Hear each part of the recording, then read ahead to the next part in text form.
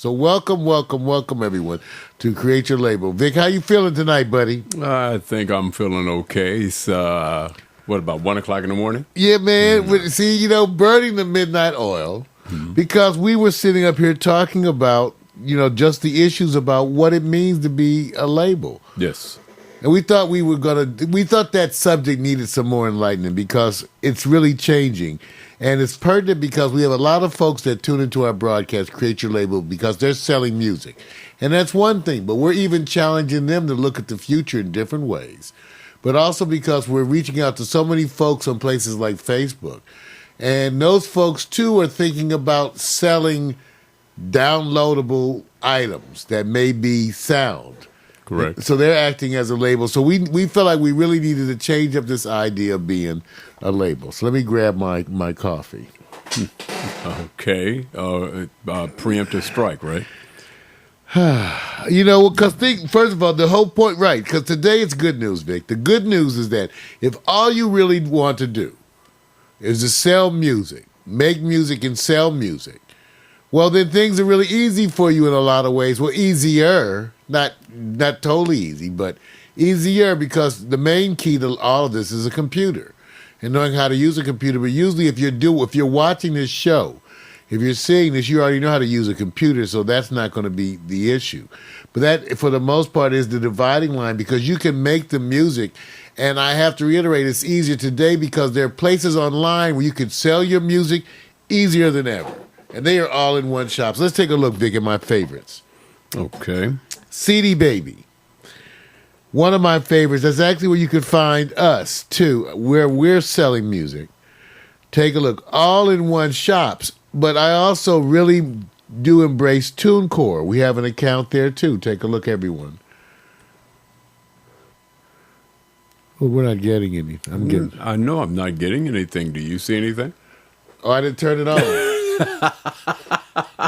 You know what? You could always. That's sad. You could always start That's sad. over because I figured you just was just displaying it for your purpose, and I'll follow your audio and just switch. And when I did, and I saw those wonderful happy faces, I knew it was not good news. Well, it shows you how we too make the mistakes here. I'm setting it up as we speak. Yeah. But my point being that at least if you want to release music and be a label, maybe just all you really have to do is make an account at CD Baby or at TuneCore and release your music. Now, again, you notice we didn't deal with the making of the music. And maybe we should. Maybe that's the issue of Create Your Label. If you really think that's the issue, write us on, write to us. But I don't think that's the issue. I think right now, Vic, really, people out there have so many ways to make music.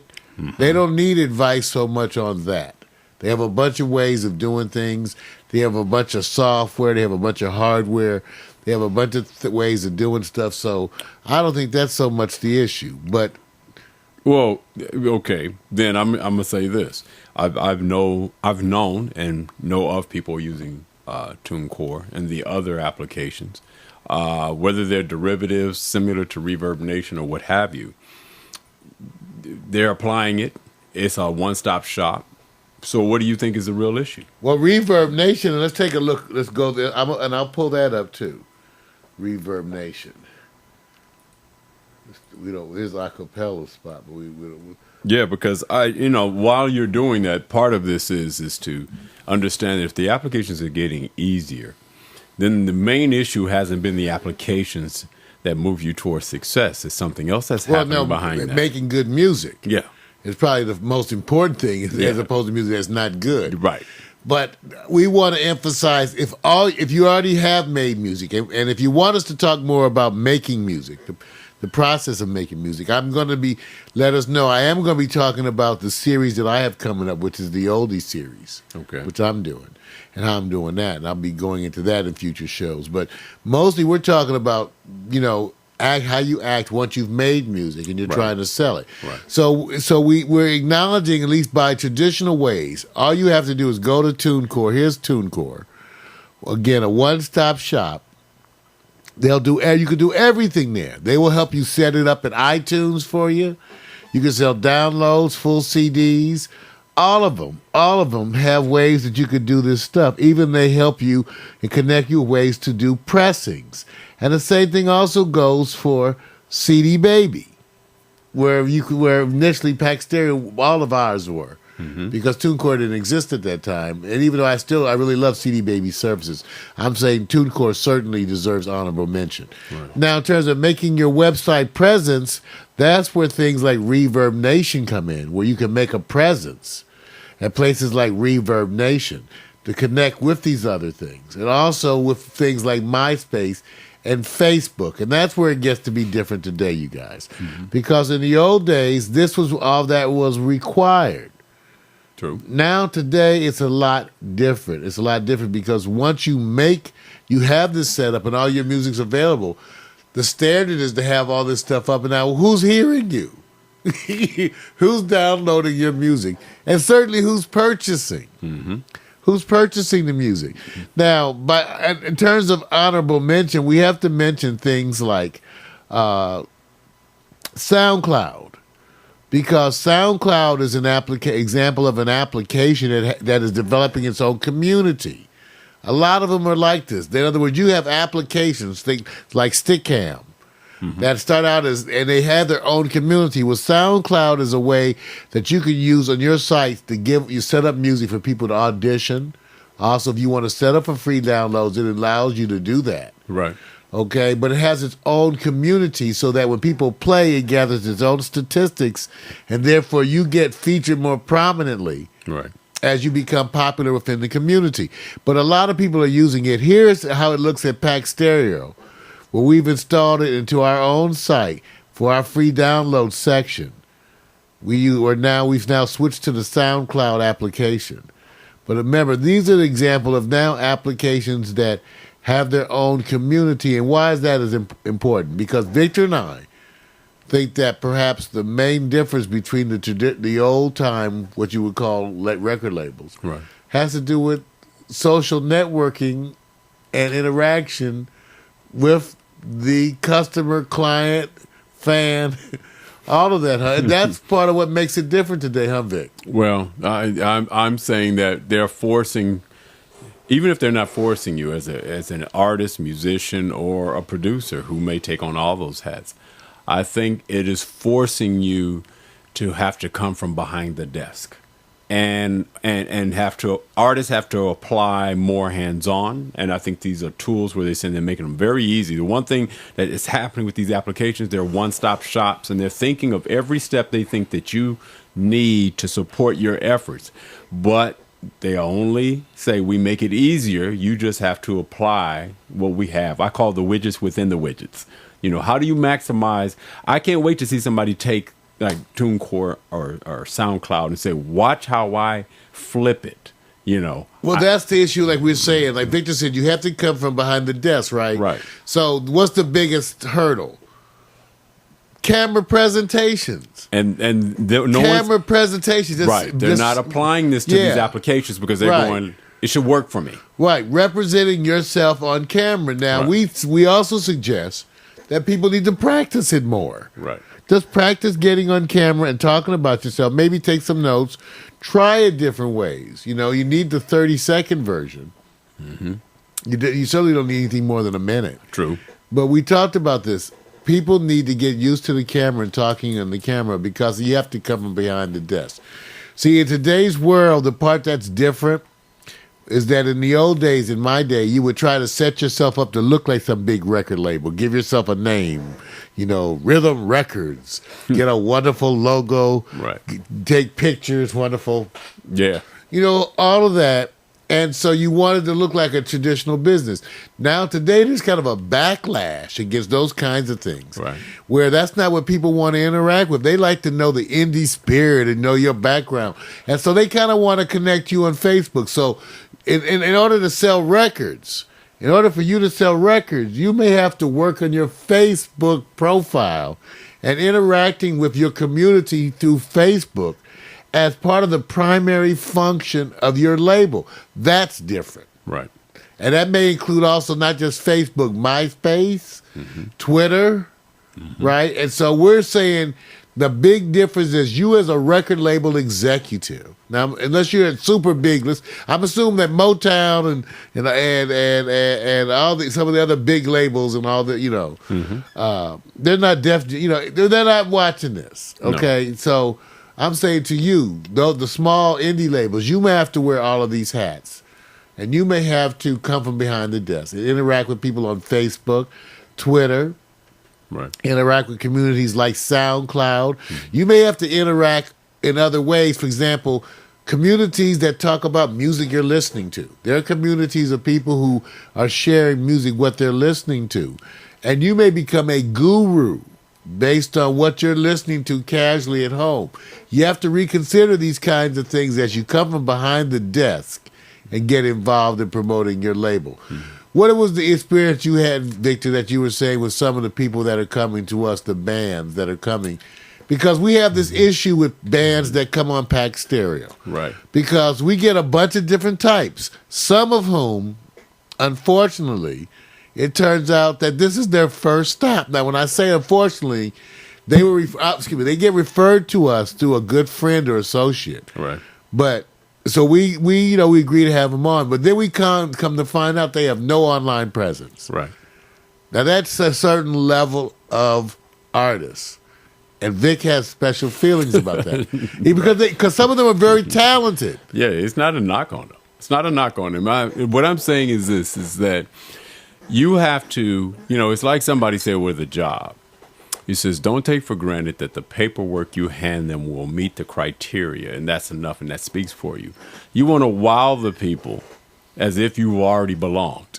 And when you do that, you add credibility. So even if it's the first stop, and you say, hey, we're starting here, well, not only do you want to stop here, but you want to make us feel like you're something special, because you never know who's watching our show.